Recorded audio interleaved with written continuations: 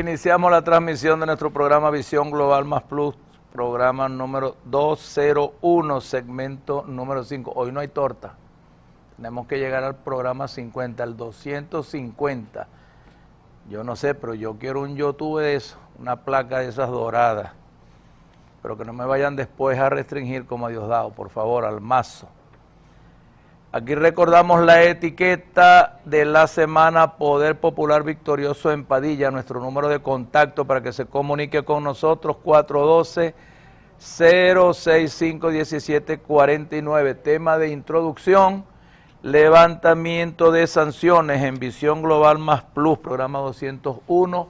Reiteramos nuestro apoyo y solidaridad con el presidente de la República, Nicolás Maduro Moros, presidente de la República de Venezuela para el periodo 2019-2025, reelecto para el periodo 2025-2031. Me solidarizo con usted, este programa, y seguro así todo el pueblo de Venezuela, nuestra Fuerza Armada Nacional Bolivariana, nuestros componentes policiales de inteligencia y contrainteligencia, para que siga usted solicitando a los Estados Unidos de Norteamérica, al señor Joe Biden. Joe Biden se va en enero, señor presidente, usted va a seguir 6 años más.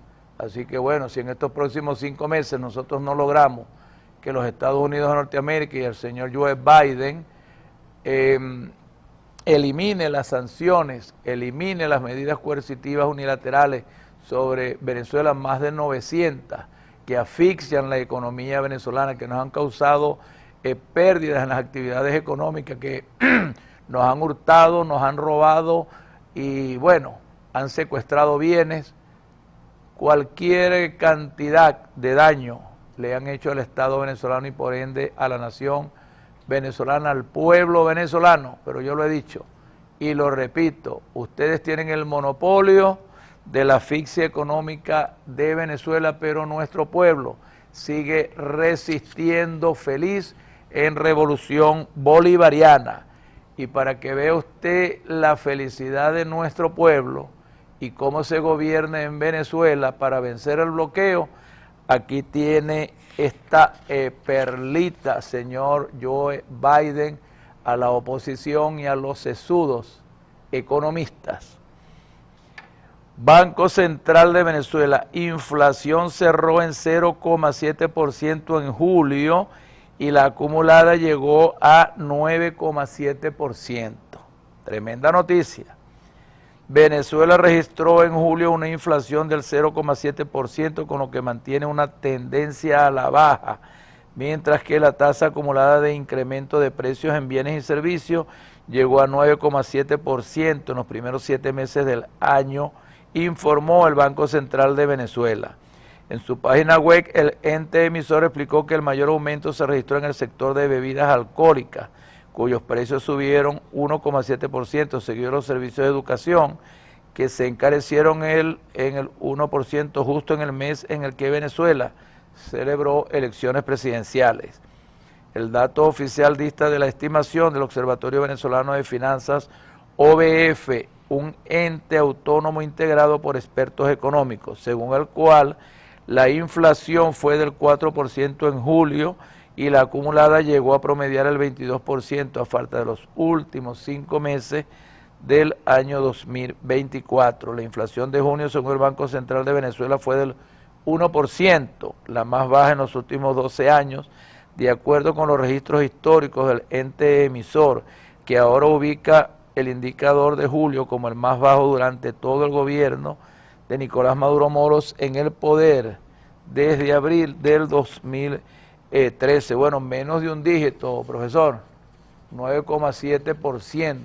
Y eso es un gran logro del presidente Nicolás Maduro Moros en cuanto a la administración de las finanzas públicas, del déficit fiscal, en mantener la estabilidad monetaria, la estabilidad cambiaria, en mantener los precios de la canasta básica, de la cesta básica a raya, o sea, un logro inobjetable.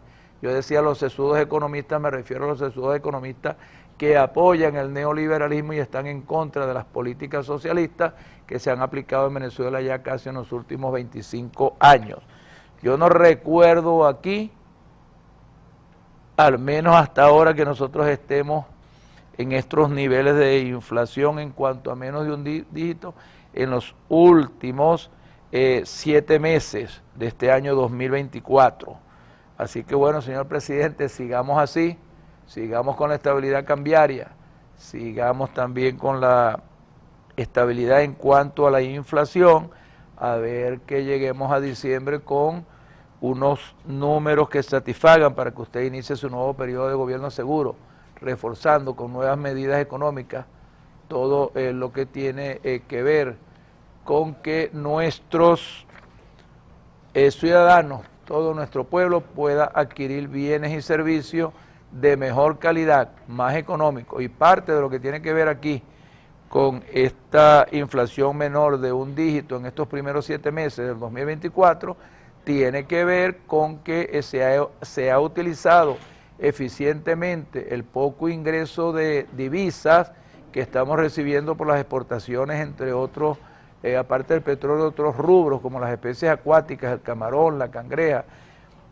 y otros rubros seguros, pero que también es más económico producir en Venezuela, desde el costo de la mano de obra, desde el costo del combustible, la gasolina, el gasoil, el querosén, de los boletos, de todo lo que nosotros tengamos que necesitamos aquí en Venezuela, lo tenemos más económico que cualquier país vecino, que Brasil, que Colombia, que las Antillas, etcétera. Y eso, por supuesto, trae como compensación de que la producción de nuestros bienes y servicios sea más económicos y puedan llegar al mercado también más económico.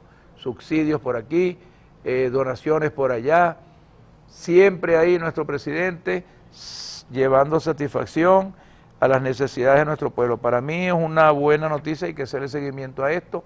Ojalá termine ya el tema electoral con las cifras definitivas y la sentencia definitiva de la sala electoral del Tribunal Supremo de Justicia para que los venezolanos podamos seguir trabajando, viviendo y teniendo estos indicadores. Indicadores, como hablaba el profesor Eddie Aguirre en la convención gerencial. Bueno, aquí están los indicadores. ¿No lo creen? 9,7% en los 7 meses que va del año 2024. Y el crecimiento va por ahí también. Es decir, estamos creciendo casi en iguales porcentajes de como tenemos en este momento la inflación. O sea, crecimiento a la par de la inflación, pudiéramos decir, profesor Eddie. Círculo virtuoso, ¿sí? Después lo voy a entrevistar por aquí otra vez para que nos ayude un poquito aquí. Vamos a pedir un video con Alfredo Jalife Ramé sobre la explosión bursátil del dolarcentrismo. En un enfoque multidimensional, sumado a la inminente derrota de Ucrania y a la tensión geopolítica entre Israel e Irán, la detonación de la grave crisis financiera en los mercados globales, en especial el estallido de la burbuja tecnológica de Wall Street, es exacerbada por la explosión del dolarcentrismo unipolar que retrocede frente al ascenso ineluctable de los BRICS. No hay duda, Venezuela va a entrar a los BRICS, seguro ahora en octubre. Nosotros vamos ahí a depender ya de la compensación de las monedas de esas grandes potencias, 10 potencias, pero las más importantes sus fundadores, Brasil, Sudáfrica, Rusia, la China, la India, tenemos también Egipto y tenemos también por ahí las otras naciones que no recuerdo ahora mismo. La desdolarización global viene, el dólar no va a seguir siendo el signo monetario que va a tener atada al menos la energía que consume el mundo, el gas, el petróleo, el carbón, todo lo que produce combustión se maneja a través del dólar en casi un 85, 90%. Ya nosotros o las grandes economías del mundo se están deslastrando, las emergentes, a través de los BRICS, las grandes potencias, del uso del dólar, porque es que el dólar es un boomerang. Primero, desde que perdimos el patrón oro, estamos en desventaja con el patrón dólar, se obliga a las naciones del mundo a tener capacidades, volúmenes o cantidades de dinero respaldadas en dólares. ¿Para qué? Si ellos tienen la máquina. ¿Ustedes saben cuánto es el déficit fiscal de los Estados Unidos de Norteamérica? Estaba leyendo por ahí que esto ya está por orden de los 200.000 millones de dólares. Ellos producen los dólares. No tienen moral. No hay moral financiera. Yo no sé si las finanzas tienen moral, pero no hay moral financiera en las finanzas de los Estados Unidos respaldada por dólares o por certificados o títulos valores que manejan en sus bolsas para el dominio de la circulación monetaria global, cuando ellos producen un dinero que no tiene ningún respaldo por ningún commodity. Nosotros pudiéramos respaldar aquí la emisión de nuestra moneda, pudiéramos hacerlo con petróleo, con oro, con litio, tenemos litio, con coltán, con diamantes, con cualquier cantidad de materias primas y pronto seguro con alimentos. Seguro, así debe ser como lo está respaldando Rusia, su rublo, lo está respaldando ¿con qué? Con oro, igual su yuan los chinos, pero ya viene la moneda digital de el BRIC o de los BRIC y nosotros vamos a ser miembros de los BRIC, le vamos a entregar en condiciones de que gane Venezuela, gane nuestro pueblo y gane las naciones miembros de los BRIC, gas y petróleo.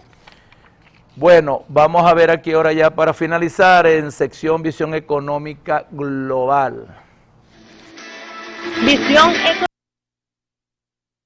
8 ahí eso, ¿no? Visión Económica Global. Bueno, nosotros hemos venido aquí analizando varios temas. Los últimos temas que tratamos fueron las corporaciones geoeconómicas. Ya la vez pasada las indiqué cualquier cantidad de temas. Bueno, como estamos en agosto y estamos de vacaciones, yo he decidido trabajar estas próximas 3 semanas, iniciando un tema que a mí me gusta y me apasiona, como es la historia del petróleo, pero es la historia del petróleo en Venezuela.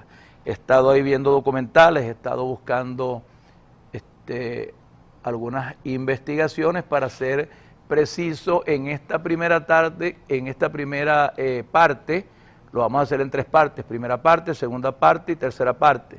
Tenemos ahí del archivo de Bolívar Film bastante buena información y bueno, parece una época romántica. ¿Y por qué el petróleo? Bueno, porque nosotros tenemos 1914, 2024, un poco más de 110 años dependiendo del petróleo. Los venezolanos, nuestros gobiernos con el petróleo, obligaron a nuestros productores agropecuarios a abandonar el campo. Éramos grandes exportadores de café, de cacao, de ganado, de piel, inclusive de tabaco, y nos convertimos nosotros en los últimos o en los primeros 30 años del siglo pasado en una potencia petrolera que en algún momento llegó a llamarla el señor creador, fundador de la OPEC, el estiércol del diablo. Yo no creo que sea en verdad el estiércol del diablo, porque la renta petrolera hizo también posible muchas cosas positivas. Mantener, ¿cómo se llama este señor? Fundador de la OPEC, Pérez Alfonso. Pérez Alfonso, tengo aquí buenos indicadores, Pérez Alfonso. Yo no creo que sea así. En verdad la renta petrolera no ha sido manejada eficientemente, no se dio aguas abajo el trato de aprovechar esa gran riqueza de exportación que nosotros tenemos y estamos ahora mismo en las condiciones que estamos. Si nosotros hubiéramos prestado atención al petróleo, en verdad, como lo hicieron otros países, y no hubiéramos vivido estos últimos 110 años de la renta petrolera y hubiéramos diversificado la economía con la cantidad de petróleo que nosotros hemos explotado de esos yacimientos que están en el subsuelo, imagínense, nosotros somos ahora mismo potencia, pero es que las potencias son potencias, no, nosotros deberíamos de ser países desarrollados, con crecimientos reales de nuestras actividades económicas, con desarrollo humano, con mejor calidad de vida. Esa es la verdadera, o debe ser el verdadero resultado de una nación rica. Nosotros tenemos que el petróleo se inicia su industrialización en 1859 en la ciudad en el poblado de Tutersville, en Pensilvania, Estados Unidos de Norteamérica. Grandes extensiones de terreno para la agricultura, se consiguió petróleo y bueno, llegó el boom petrolero para los Estados Unidos de Norteamérica, igual para Europa, sobre todo en Rusia y allá en el lejano Oriente, y inició el petróleo a convertirse en el primer rubro energético para el desarrollo de la industria y el acompañamiento de la revolución industrial que había utilizado carbón u otras energías contaminantes, igual que el petróleo, por cierto. Pero bueno, desde 1859 nosotros llegamos aquí a tener la primera explotación de petróleo en el año 1883, allá en el campo La Alquitrana, la hacienda La Alquitrana, en el estado Táchira. Un hacendado ahí, una hermosa hacienda de café, vio cómo brotaba el petróleo y desde ese mismo momento se asoció con otros hacendados y bueno, enviaron a estudiar uno de ellos, trajeron esos equipos y empezaron ahí, conformaron la empresa la empresa tachirense La Petrólea, y ya para 1889 estaban sacando 220 litros para refinarlo en esa rudimentaria refinería que trajeron de los Estados Unidos y procesarlo y convertirlo en querosén, y el querosén, bueno, alumbró parte de lo que era el norte del Táchira, allá en la frontera, Rubio, y también San Antonio del Táchira, Ureña y San Cristóbal.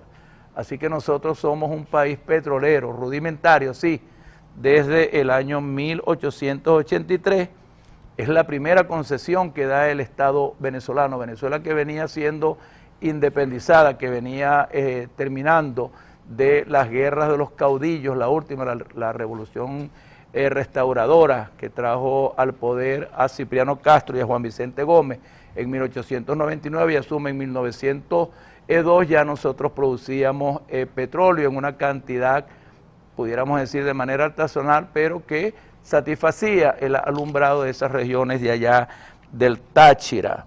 Bueno, Cipriano Castro fue derrocado en el año 1908 por Juan Vicente Gómez, fecha casual en que llega una empresa norteamericana, la General Alpha, era una empresa dedicada a la explotación de asfalto, ya estaban explotando asfalto allá en el lago de Guanoco, en el oriente del país, y esa explotación de ellos no les bastó, sino que se desplegaron en todo el país en busca de petróleo. Unos se fueron para Oriente, unos para los llanos occidentales, otros llegaron aquí a Maracaibo, a la cuenca del lago de Maracaibo. Bueno, para 1913 dan ahí en la costa oriental del lago con lo que conocemos como el reventón del Sumaque 1, y ese reventón convierte a Venezuela ya en una empresa, en una nación, un país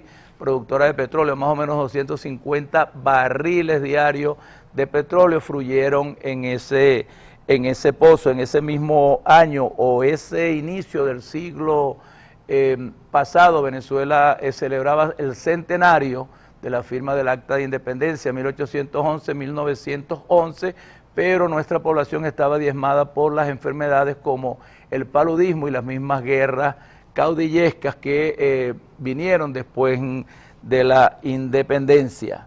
Nosotros tenemos entonces que desde 1914 se inicia en paralelo lo que conocemos como la Guerra de Europa, la Primera Guerra Mundial. Ya el querosén no servía para, o no era tan eficiente como el descubrimiento allá en Norteamérica como fue la gasolina. Y la gasolina, produciendo nosotros petróleo aquí ya en 1913, 1914, con el inicio de la Primera Guerra Mundial, nos convierte a nosotros en verdad ya en un país que tenían los norteamericanos, los europeos, en la mira en cuanto a que esa guerra que se estaba dando allá en Europa necesitaba de petróleo para producir gasolina. Bueno, y los barcos llegaron aquí hasta el Mar Caribe, hasta las Antillas Neerlandesas, Aruba, Curazao, Bonaire, submarinos, tratando de buscar y llevarse el petróleo de Venezuela.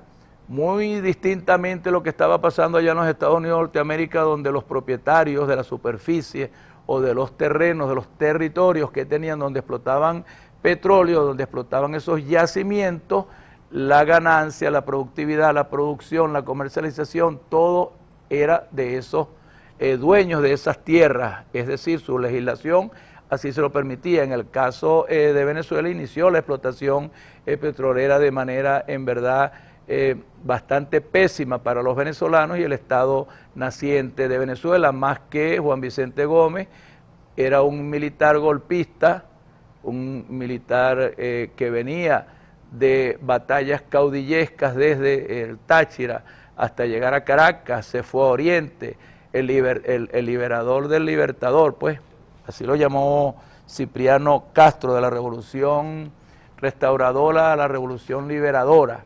Y entonces, bueno, para 1918 se le da fin a la Primera Guerra Mundial y quedábamos nosotros ya en verdad como una potencia petrolera. Nosotros en esa guerra nos declaramos neutrales, pero los Estados Unidos de Norteamérica bastante petróleo que vendió para esos años, después del reventón del Sumaque 1, bueno, llegan aquí las empresas anglosajonas, la Shell, que es la Royal Dutch Shell, que se apodera casi el 85% de todas las concesiones que tenía Venezuela para la explotación petrolera. Había dicho que en el caso de los Estados Unidos de Norteamérica, los propietarios de esos terrenos hacían y deshacían y pagaban sus impuestos. Aquí en Venezuela se aplicó la regalía, era lo único que se pagaba, y las concesiones eran de 40, 50, 60 años. Con la llegada aquí de la empresa Shell, que le compra el 51% a la Caribbean Petróleo, bueno, ya hay un desequilibrio ahí en lo que tiene que ver con la nueva explotación de los campos petroleros. Nosotros tenemos entonces que para 1920, ya 1921, 1922, el doctor Rudecindo Torres, ministro de Fomento, ministro de Hacienda, el doctor Cárdenas, se atreve a legislar lo que conocemos como la primera ley de petróleo, ley de hidrocarburos de Venezuela. Bueno, eso le costó, por supuesto, el cargo, que lo despidieran, y los norteamericanos hicieron las reformas que debían de hacer, porque, por supuesto, no estaban de acuerdo con pagar un centavo más, que no era contabilizada ni la explotación, ni lo que se llevaban, ni lo que pasaba por los oleoductos, ni absolutamente nada. Venezuela no recibía nada, el pueblo de Venezuela, desde esa explotación de 1914 hasta los años 20, no recibía absolutamente nada. Para ese mismo año 20 se consigue también lo que conocemos como los Barroso II.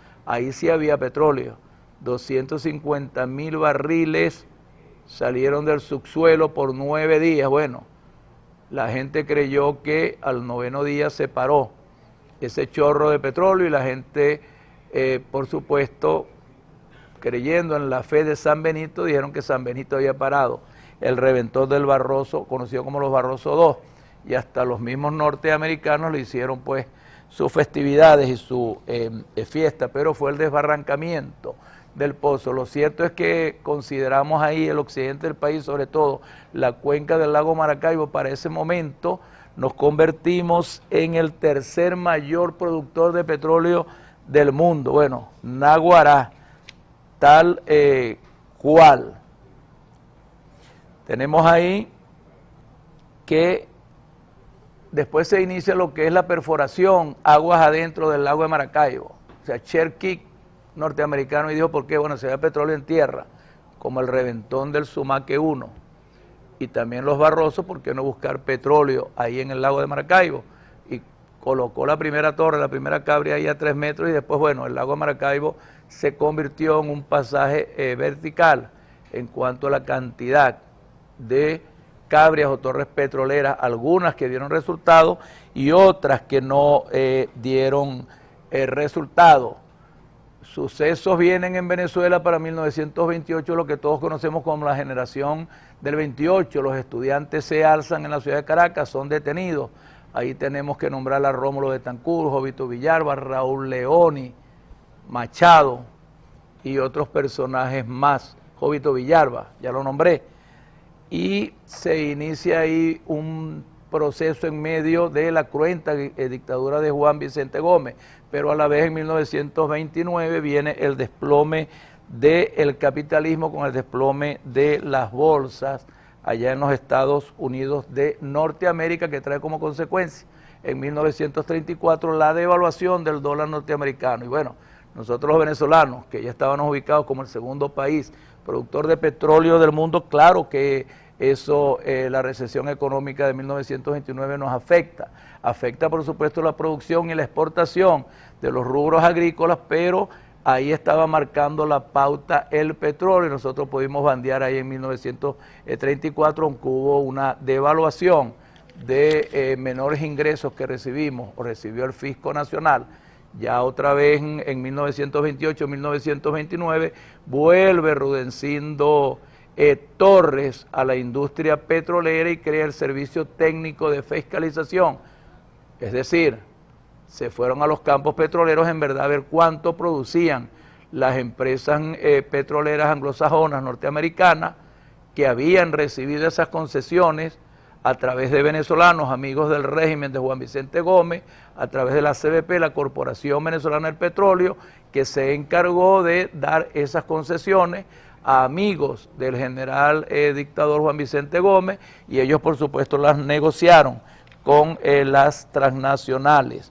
Bueno, así fue ocurriendo en 1930 hasta 1935, 27 años de dictadura, muere Juan Vicente Gómez y asume Eleazar López Contreras e inaugura su gobierno, nada más y nada menos con la primera huelga petrolera, con la recién creada ley de hidrocarburos que había redactado Rudecindo Torres. Se crean los sindicatos y de la manera paupérrima como vivían nuestros trabajadores petroleros ahí hacinados en barracas, no como vivía el personal norteamericano, el personal anglosajón, en tremendos campos petroleros, con canchas de tenis, con casas con aire acondicionado, con todo el confort y todas las comodidades, cercas eléctricas tenían los campos residenciales de los norteamericanos y de los trabajadores extranjeros, para que los venezolanos, mucho indígena, mucho pueblo originario, murió ahí electrocutado queriendo pasar allá a buscar lo que sea. Mientras nosotros los venezolanos, nuestros trabajadores venezolanos que emigraron de todos los campos agrícolas de Venezuela, estaban viviendo hacinados. Mira, hay casos por lo menos como el tema de Lagunilla, feroz, lo que sucedió ahí, se quemó, todavía se contabiliza o no hubo contabilización de los muertos. La subsidencia también de todo ese territorio en la explotación petrolera. Total que en la huelga petrolera de 1936, por decreto de Eleazar López Contreras, definitivamente se llega a un acuerdo y se consiguen, entre otros beneficios, un aumento de 1 bolívar diario para el salario de los trabajadores, y que el agua y los filtros de agua tuvieran hielo para que el agua fuera fría. Esas eran las conquistas de entonces, pero ya al menos los trabajadores se sentían protegidos por el tema de un salario aumentado y mejores condiciones. También se fueron construyendo escuelas en los campos petroleros, algunas urbanizaciones tipo rural, y se le fue mejorando la calidad de vida. Ya para se construyeron las primeras refinerías, la refinería de San Lorenzo, en San Lorenzo, costa oriental del lago, y la refinería que se construyó allá en Anzoátegui. Cuando viene la transición de la dictadura entre Juan Vicente Gómez, Eleazar López Contreras y Isaías Medina Angarita, bueno, se dan ahí dos hechos importantes. 1943, la ley de hidrocarburos, o la llamada ley del fiti-fiti, que obligaba a las empresas explotadoras, exportadoras de petróleo a que el 50% de las ganancias en la explotación fuera para el Estado venezolano y el otro 50% se lo llevaran ellos. Pero también se crea la primera ley del impuesto sobre la renta, y aunque no pechaba para ese entonces, sino las regalías, y esa ley del fiti-fiti, bueno, un presidente en verdad civilista que fue derrocado por los adecos y algunos militares ahí en 1945, se va a elecciones en 1946, asume Rómulo Gallego, que es derrocado también por una junta de gobierno. Pero hay unos temas importantísimos en cuanto a Isaías Medina Angarita, que más allá del Bolívar o más allá del hielo para el agua, obligó a las grandes empresas petroleras en esa ley de hidrocarburos de 1943, la obligaba a que un porcentaje de la explotación de petróleo fuera refinada en Venezuela. Por eso surgen en Venezuela una cantidad de refinerías que todavía hoy tenemos. En esa ley se incluye el comisariato también, que eran grandes expendedores de productos a precios que cambian inclusive la conducta del consumo del venezolano. También la construcción de refinerías, de oleoductos, de gasoductos y también la producción de gasolina vía férrea y también la construcción de estaciones de servicio en todo el país para satisfacer la demanda interna de la gasolina, del querosén, del gasoil y todo lo que necesitábamos los venezolanos. En verdad tenemos que reconocer que de 1940 de 1939 a 1945, cuando fue derrocado Isaías Medina Angarita, el petróleo, ya nosotros colocados ahí como primer país productor de petróleo del mundo, ¿en medio de qué? De la Segunda Guerra Mundial, que se inició en 1939 hasta 1945. Siempre la actitud del gobierno venezolano fue no intervenir ni en la Primera Guerra ni en la Segunda Guerra Mundial. Siempre nos declaramos neutrales, pero siempre nos sentimos amenazados y afectados porque el Tercer Reich, el de Adolfo Hitler, que en las primeras 3, 4 años de la guerra tenía ya casi en la totalidad invadida Europa, ya había enviado sus submarinos y sus buques de guerra a América, sobre todo aquí a Venezuela, a adueñarse, a invadirnos y a adueñarse del petróleo de Venezuela. Bueno, eso no sucedió. Rómulo Gallego fue derrocado por una junta militar en 1948. Ahí estaba el teniente coronel Marcos Pérez Jiménez, el coronel Delgado Chalboc, y estaba otro coronel ahí, bueno, al periodo 1948-1952.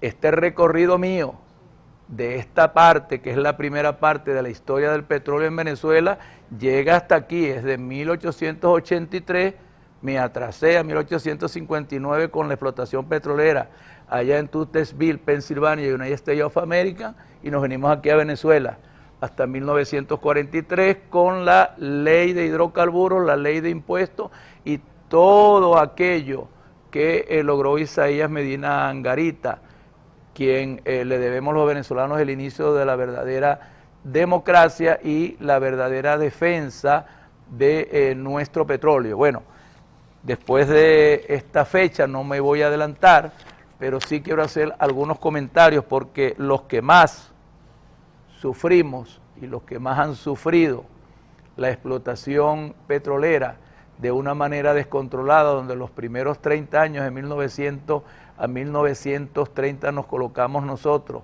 de ser un país rural de producción agrícola a ser un país petrolero. Nos cambió, por cierto, todo nuestro estilo de vida en cuanto al consumo de alimentos, en cuanto a los vehículos, al uso de los vehículos y de los trenes, los tranvías, en cuanto a la vestimenta. Bueno, Maracaibo se convirtió en una verdadera ciudad capital, digamos así, porque bueno, todos los trabajadores petroleros, no solamente los trabajadores que venían de los Estados Unidos, los trabajadores que venían de Falcón, de Coro, de las Antillas, de Curazao, sobre todo de Bonaire, de Aruba, de Trinidad y Tobago. Por eso la mezcla de estas etnias de nuestros negros con nuestros blancos criollos, con los gringos, con los curazoleños, nos encontramos aquí en nombres como Benito Jackson y cosas así. Hasta eso nos cambió a nosotros la era petrolera, en detrimento de la Venezuela agrícola pecuaria, lo que nosotros heredamos de nuestros pueblos originarios, que era la pesca artesanal, que era el cultivo progresivo para el sustento de esas tribus. Al llegar los españoles a introducir tracción, como el uso de los caballos, de las mulas, etcétera, nuevos productos, nuevas semillas, nuevas enfermedades. Recordemos que al término de la Segunda Guerra Mundial en 1918 se dio lo que hoy conocemos como el COVID, que fue la gripe española en 1918, 1919, 1920. 100 años después nosotros aquí padecimos del COVID.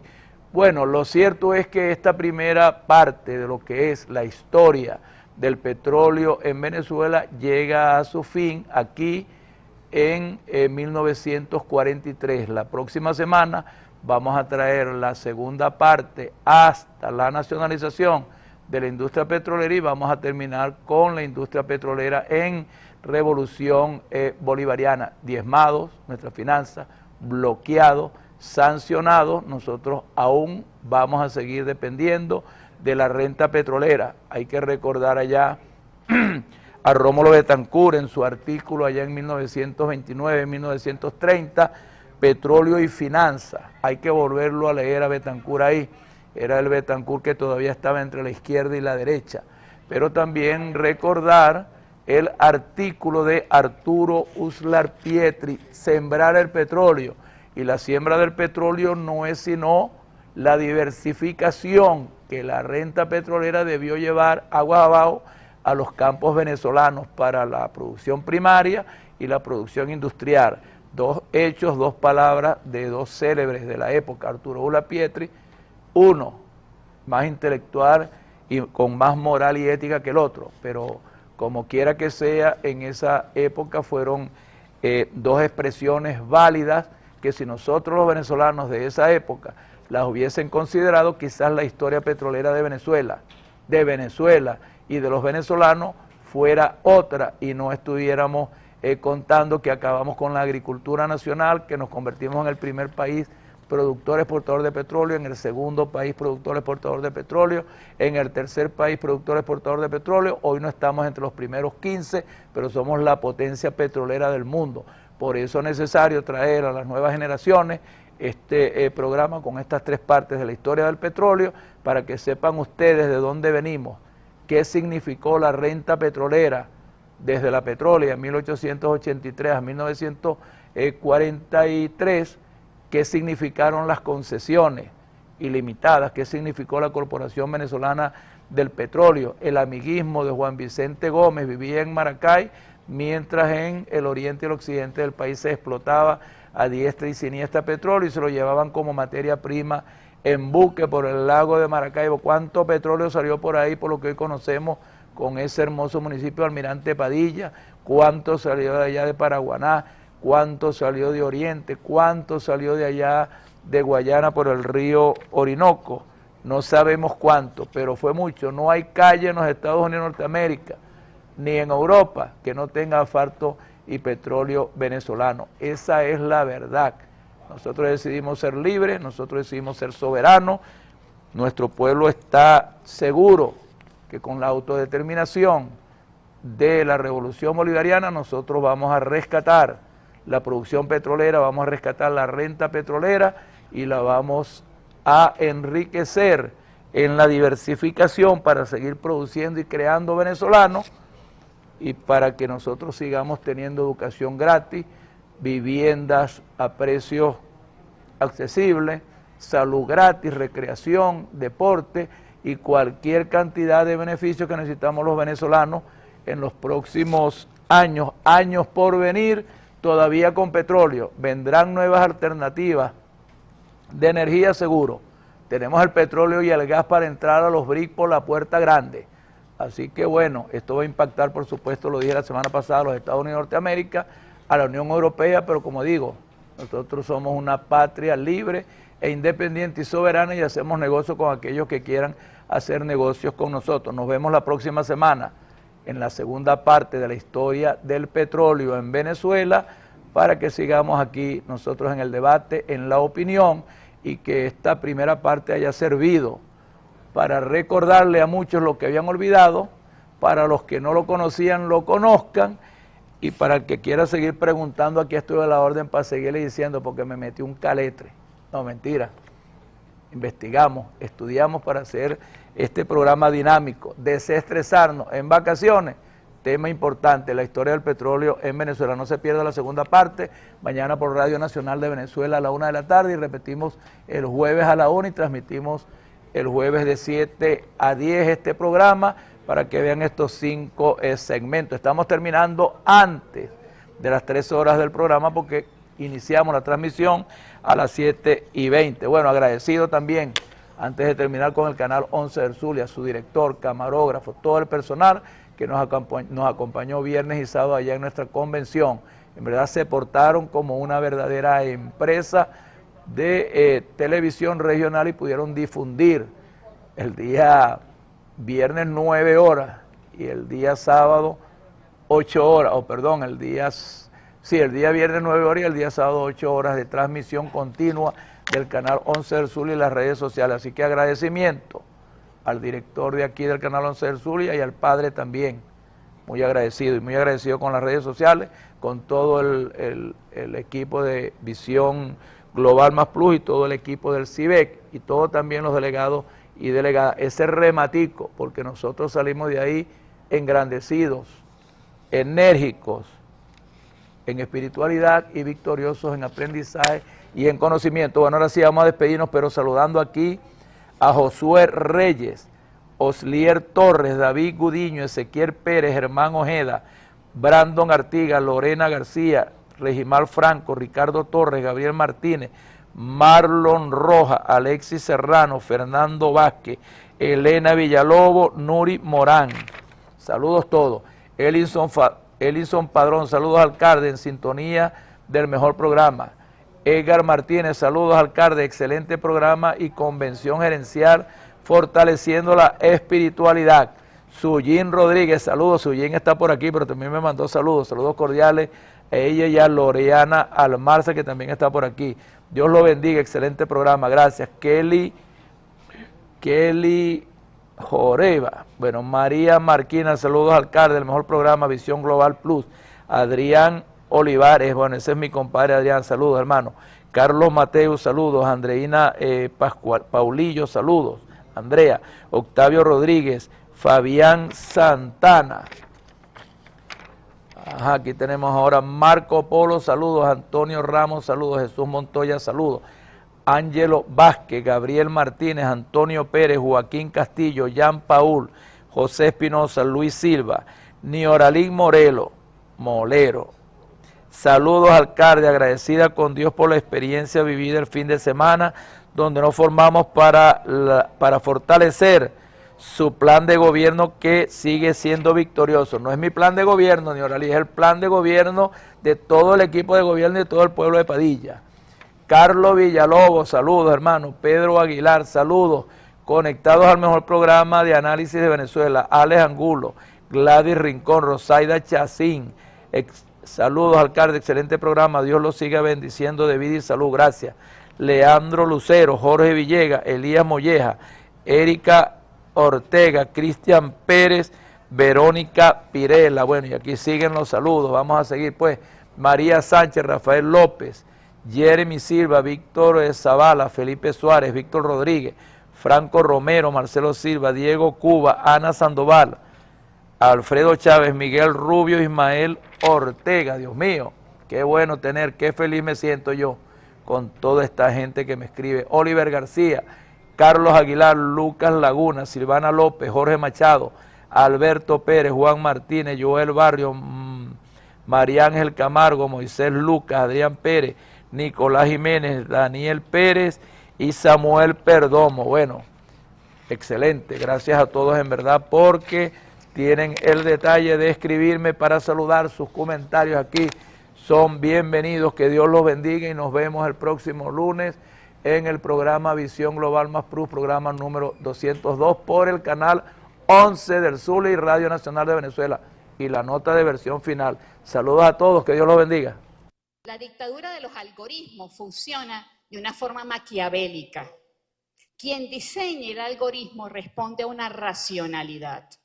Y hemos dado evidencias de que esa construcción de algoritmos matemáticos en el que se gobiernan de forma dictatorial las redes sociales van generando una subjetividad en los usuarios. Y en la medida en que usted está viendo un número de publicaciones, esas publicaciones que son consultadas por ustedes, es información que va como una gran data a un sistema que escoge que esos mismos contenidos se repitan nuevamente en las búsquedas que ustedes solicitan. No es que, ¡ay, me adivinó el teléfono!